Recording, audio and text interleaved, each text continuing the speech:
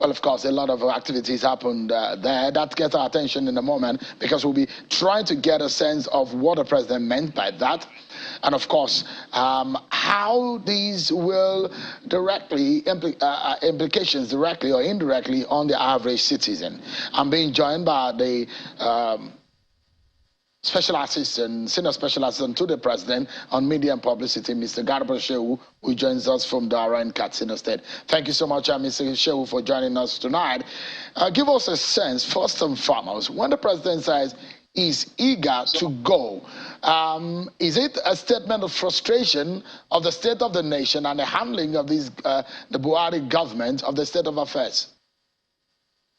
No, I'm not sure the reading is correct. Certainly the president is not frustrated about anything. The president has been chosen to serve for a given term of office. And this is a president who has clearly making a lot of personal sacrifices to serve the nation. And so, yeah, it is not a bad idea that he looks, to the end of the term, so that also matters that are personal can also get his attention, family and all of that. So, but the president has given his best to the country and will continue to do so until the last minute. And I think it is clear from the speech this morning. So, I mean, for those who will say, let me list a few of the issues to you. ASUU strike. There are long few queues. You can see in Abuja, I don't know if it exists in Dara in Katsina State. In Lagos, there are long queues of fuel causing several hours of traffic gridlock. Now, and also, people will talk about the price of commodities. These are some of the issues that Nigerians are battling with. And perhaps when the president comes to say, I'm eager to go, what about the promises he made to Nigerians? They will be asking, you were eager to come into office.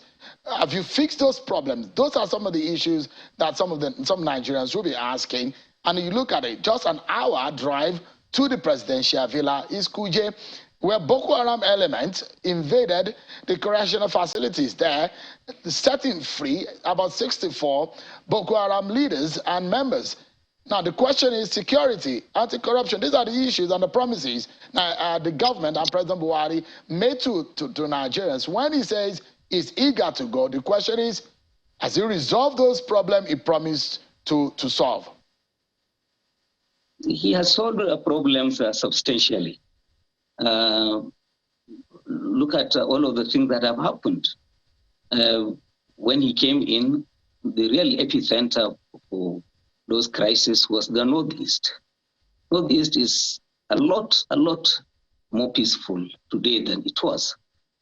And the South, where even the mining of oil, which is the backbone of the nation's economy, had become almost impossible. Again, calm has been restored to the South. New challenges have arisen. All of these things you have mentioned, we don't deny that there is hardship in the country, but so also is there difficulty in all parts of the world. In any case, this is expected. Leaders across the globe are being lashed at by their publics for all of these things that have happened arising from the lockdown, the COVID lockdown, arising from the supply chain difficulties. Don't forget that all of this petroleum, much of it that we consume, is brought in from outside the country. So all of these things have been impacted upon by Russia, Ukraine, food supplies, and thank God for the enormous vision of the president, the massive agricultural program that he launched, that we eat, grow what we eat, and eat what we grow. Look, a lot of countries are in turmoil. Look at what is going on in Sri Lanka. We don't even go far. Our own Ghana here. Look, there are countries, if care is not taken, they will go under, including some on the continent of Africa. Because food is unavailable, there is no money to import fuel, there's no money to import food. And even the money is, when the money is there for food, countries are fencing off. Countries are barring export for food items. So yes, there are challenges here, but when we have a global view of what is going on, there will be more sympathy for the leaders of this country than currently is the case. So the president has substantially succeeded in all of these elements that you have mentioned, anti-corruption, even if it is by changing the tone, the moral environment, which is different. Now it is our people accept that it is wrong, that they take bribe or they offer it. Before now, people hadn't had this idea in a lot of places. It was seen as normative. Corruption was seen as being part of life, and you had to be part of it. But and you're mentioning all of these things about the kidnappers and all of that. The people have been taken, and the president, even in his Salah message, there was the appeal he was making to fellow citizens: expose them, tell the security agencies where they are. And sometimes you also can sympathize with family members in that highly emotive situation. The first priority for many of them, get that family back home. And they're willing to pay. And they've been paid. And these payments, whether anybody likes it or not, will continue to fuel terrorism. We have to learn from experiences in other lands that when you pay, you are fueling terrorism, you are fueling the hijack and kidnap of fellow citizens. And it will go on and on and on until simply people call off the bluff and be prepared to allow law enforcement but I don't know how this will sit with some of the families, children, wives, and husbands of some of those who are in captivity. But perhaps let me flash back your mind, Mr. Shehu, to this situation in 2015 and perhaps some of the statements being made. And Nigerians will also want to know, maybe there is something unique about the problems of Nigeria that is eluding solution from the statement of the president, that if you have come into a house and you thought you can resolve the problem and you are not able to resolve it, you are quick to leave to leave the building or leave the scene. Perhaps that is the circumstance of the scenario that is playing out. Now, before now, what the APC had told Nigerians before 2015 was that there are Boko Haram attacks in the city of Abuja, police headquarters, the United Nations building.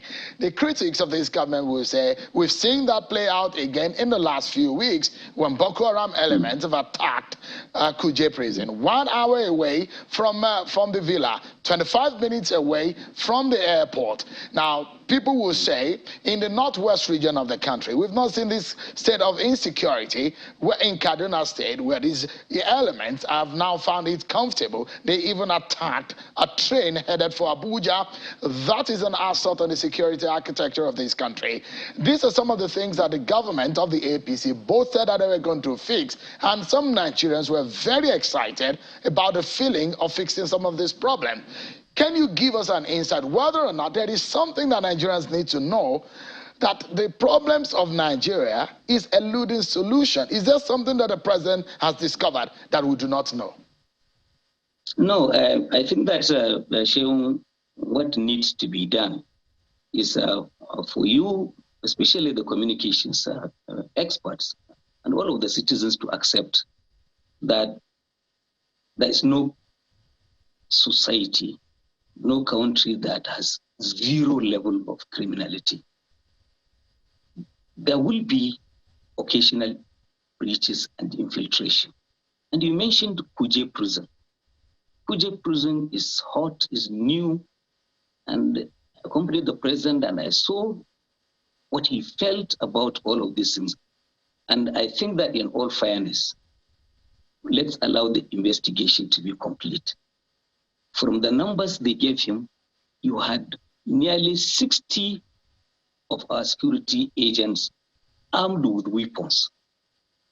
Was there any evidence of a fight back or attempt to protect the facility?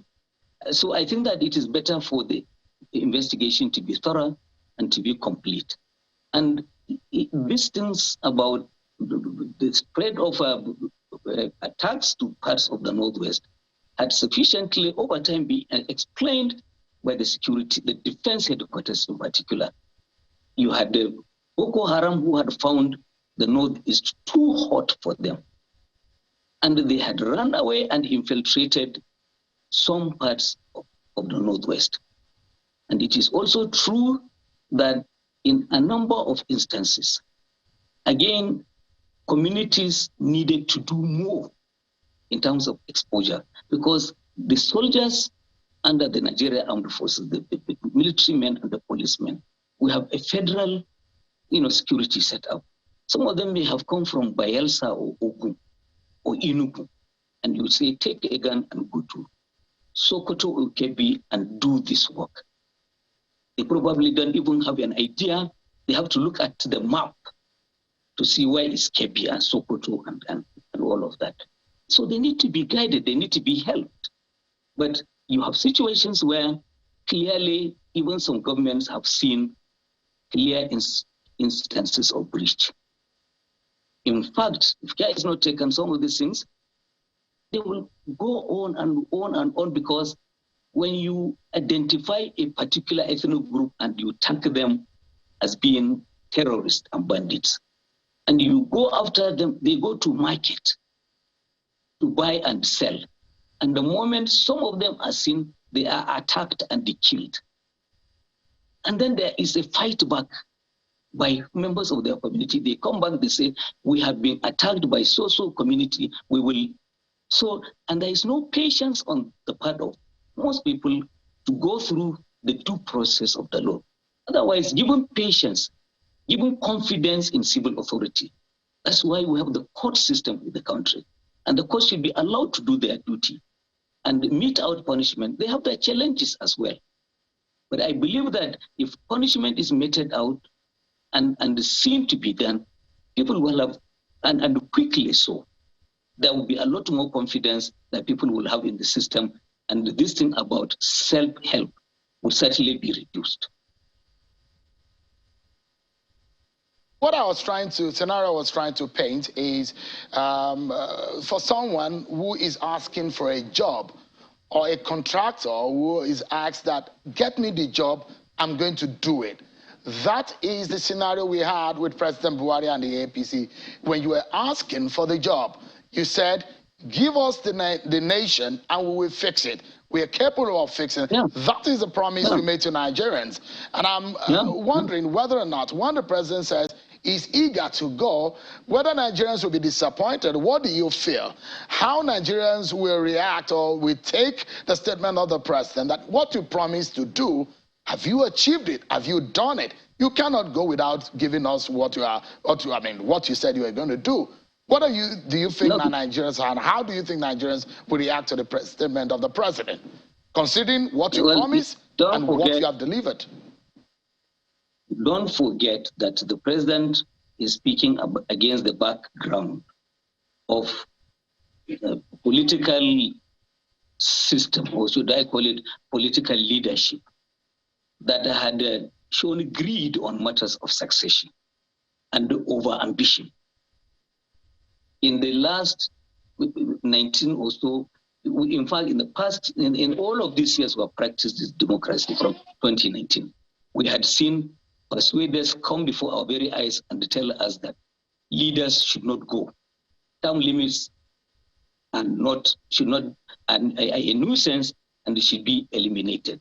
We have seen people on deathbed and willing to go. Persuaders are saying, no, they will keep power until they go to the grave. I mean, these are the situations. Buhari wants to make the point that I'm not here to stay a day beyond my term of office and be sure that there will be an election. And he keep going back to the issue of saying that he hadn't done the job. No, please look at what the facts on the ground are showing.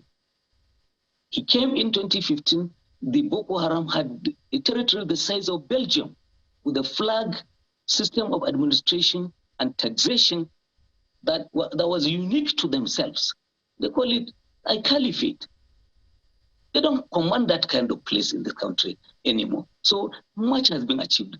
Our worry all the time is that people forget where we are coming from.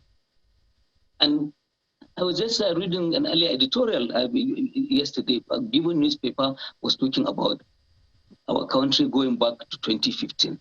And we're saying to them that in 2015, you had all manner of barricades around your office. And you had heavy security, Now all of that has disappeared because you are safer. You are operating in a safer environment.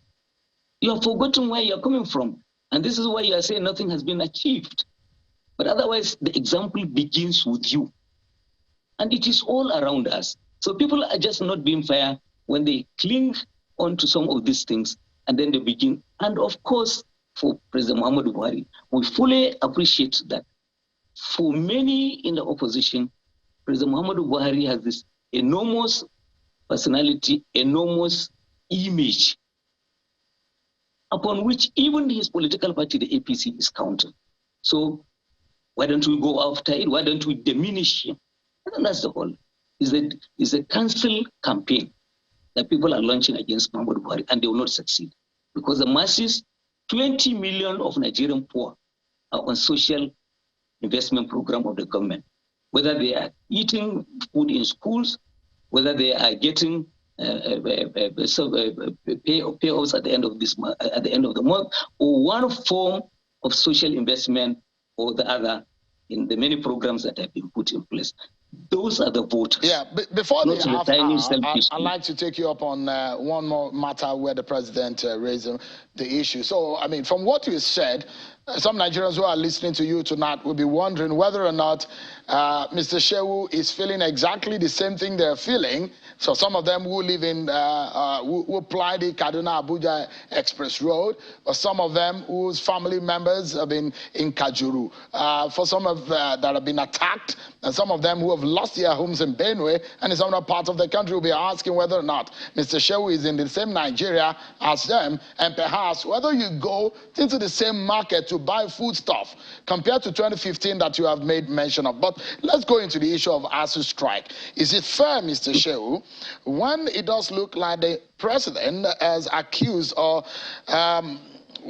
made the federal government sort of a victim in this matter of ASUU? It says, we hope that ASUU will sympathize with the people on the prolonged strike. Truly enough is enough for keeping students at home. Do not hurt the next generation, for goodness sake. ASUU has said it repeatedly that the federal government is insincere. And as far as they're concerned, they're ready to go back to work, but it's the federal government that is at fault.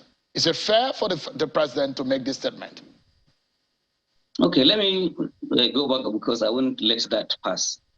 I'm a Nigerian, I have family members, I live in the society, I don't come from the moon. I feel it. I have never in any way suggested that there is no hardship in the country. I've never in any place or position indicated that there is zero criminal. No, I did say from the beginning of the program, infiltrations and breaches, and sometimes even sabotage can happen. So let's please agree that there are problems, but the government is working to solve the problems, and the president's assurance is that he is going to leave behind a safer country than he had met. Give him that benefit of the doubt. As for ASUU, the president has a right, is entitled to appeal on behalf of Nigerians. This is 6 months or more of this ongoing strike. And is it right for anyone to insist on taking 100% of all of those grievances that they have? Don't forget that really at the heart of all of these problems is a 2009 agreement between the then government, which incompetently signed into an agreement that they had no capacity to deliver upon, and they have passed it on from one government to another. You might even ask the question, so why is Buhari being held by the neck? What happened in the past? Why didn't they strangle those past administrations on these matters? That's our worry. But quickly, just before we go, Mr. Shehu, if ASUU says they are ready to call off the strike, on the part of the president or the part of the federal government, is the federal government ready to make sure that that same position is being arrived at? Will the federal government be able to yield or, concede to ASUU so that this strike action will be called off? It's almost 50 days. I don't have the numbers, but I want to believe that there is so much substance that has been put on the table by the federal government. Did the federal government yield 100% of all of their demands? I will not say this. And is it even reasonable that you expect 100% of everything you ask for?